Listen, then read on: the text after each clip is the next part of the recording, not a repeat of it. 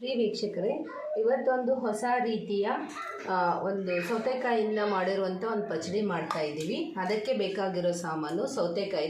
ಎರಡು ಸೌತೆಕಾಯಿನ ಚೆನ್ನಾಗಿ ತೊಳೆದು ಇದನ್ನು ತುರ್ಕೊಂಡಿದ್ದೀನಿ.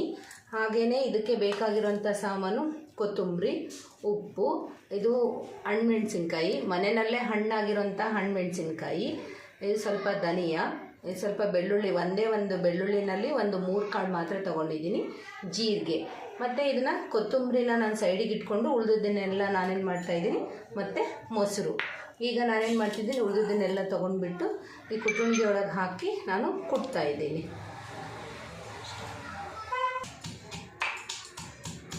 ಇದನ್ನು ನಾನು ಸಣ್ಣದಾಗಿ ಕುಡ್ತಾ ಇದ್ದೀನಿ. ಬೇಕಿದ್ರೆ ಮಿಕ್ಸಿಗೆ ಹಾಕ್ಕೋಬೋದು, ಆದರೆ ಇದು ರುಚಿ ಚೆನ್ನಾಗಿರುತ್ತೆ ಈ ಥರ ಕುಟ್ಟಿರೋದ್ರಿಂದ. ಅದಕ್ಕೆ ನಾನು ಇಲ್ಲಿ ಕುಟ್ತಾ ಇದ್ದೀನಿ.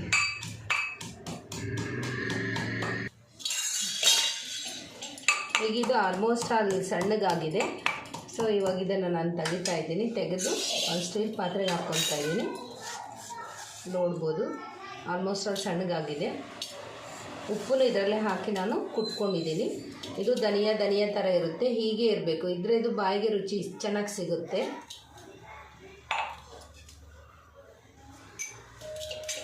ಈಗ ಕೊತ್ತಂಬರಿ ಕಟ್ ಮಾಡಿ ಇಟ್ಕೊಂಡಿದ್ದು ಇದನ್ನು ಹಾಗೆ ಹಾಕ್ತಾಯಿದ್ದೀನಿ.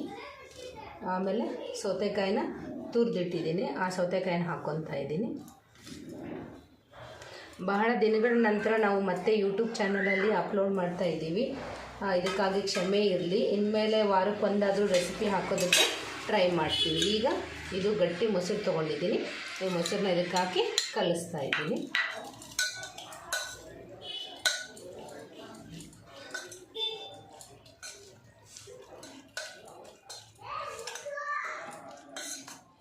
ನೋಡ್ಬೋದು ಫೈನಲ್ ಆಗಿ ಈ ರೀತಿಯಾಗಿರುವಂತಹ ಸೌತೆಕಾಯಿ ಪಚಡಿ ರೆಡಿಯಾಗಿದೆ.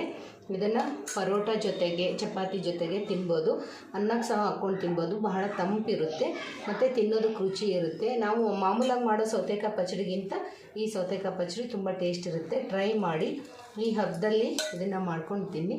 Thank you. ಇನ್ನೊಂದು ಪ್ಲೇಟ್ನಲ್ಲಿ